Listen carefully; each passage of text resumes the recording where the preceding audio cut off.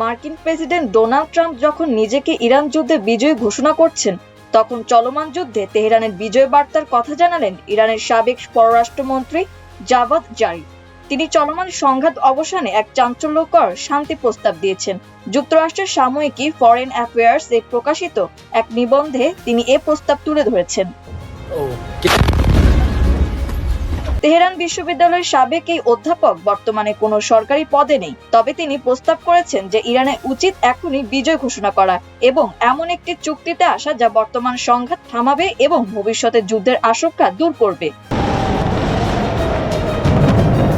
জারিফের দেওয়া শান্তি প্রস্তাবের প্রধান শর্তগুলো হলো, প্রথমত, ইরান কখনোই পারমাণবিক অস্ত্র তৈরি করবে না বলে অঙ্গীকার করবে। 2015 সালের চুক্তিতে ইউরেনিয়াম সমৃদ্ধকরণের যে মাত্রা ঠিক করা হয়েছিল, ইরান তাদের মজুদ সেই সীমার নিচে নামিয়ে আনবে। দ্বিতীয়ত, চীন ও রাশিয়াকে সঙ্গে নিয়ে এ অঞ্চলে একটি অভিন্ন ইউরেনিয়াম সমৃদ্ধকরণ কেন্দ্র গড়ে তোলা হবে। ইরান তার সব সমৃদ্ধ ইউরেনিয়াম ও সরঞ্জাম সেখানে সরিয়ে নেবে। তৃতীয়ত, যুক্তরাষ্ট্র ও তার মিত্রদের ইরানের ওপর থেকে সব ধরনের নিষেধাজ্ঞা তুলে নিতে হবে। বিশ্ব অর্থনীতিতে ইরানকে সমানভাবে অংশগ্রহণের সুযোগ দিতে হবে। এরপরের ধাপে জারিফের দেওয়া শর্ত হলো হরমুজ প্রণালী নিয়ে। প্রণালী আবার খুলে দেওয়া হবে, তবে যুক্তরাষ্ট্রকে এই গুরুত্বপূর্ণ নৌপথ ব্যবহারের সুযোগ দিতে হবে বলে শর্তে উল্লেখ করেছেন সাবেক এই ইরানি পররাষ্ট্রমন্ত্রী। সর্বশেষ শর্তে জাভাদ জারিফ উল্লেখ করেছেন অনাক্রমণ চুক্তি করা, অর্থাৎ ইরান ও যুক্তরাষ্ট্র একটি অনাক্রমণ চুক্তি সই করবে, যেখানে দুই দেশ ভবিষ্যতে একে অপরকে আক্রমণ না করার অঙ্গীকার করবে।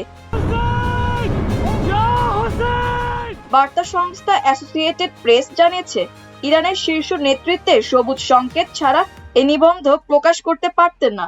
সংস্কারপন্থী প্রেসিডেন্ট মাসুদ পেজেশকিয়ানকে নির্বাচিত করতেও বড় ভূমিকা রেখেছেন তিনি। তবে এ প্রস্তাবে মার্কিন প্রশাসন কেমন সাড়া দেবে তা এখনো স্পষ্ট নয়, কারণ জারিফ ট্রাম্পের ঘনিষ্ঠ বন্ধু স্টিভ উইটকফ এবং জামাতা জ্যারেড কুশনারকে ভূ রাজনীতি ও পারমাণবিক বিষয়ে একেবারে মূর্খ বলে মন্তব্য করেছেন।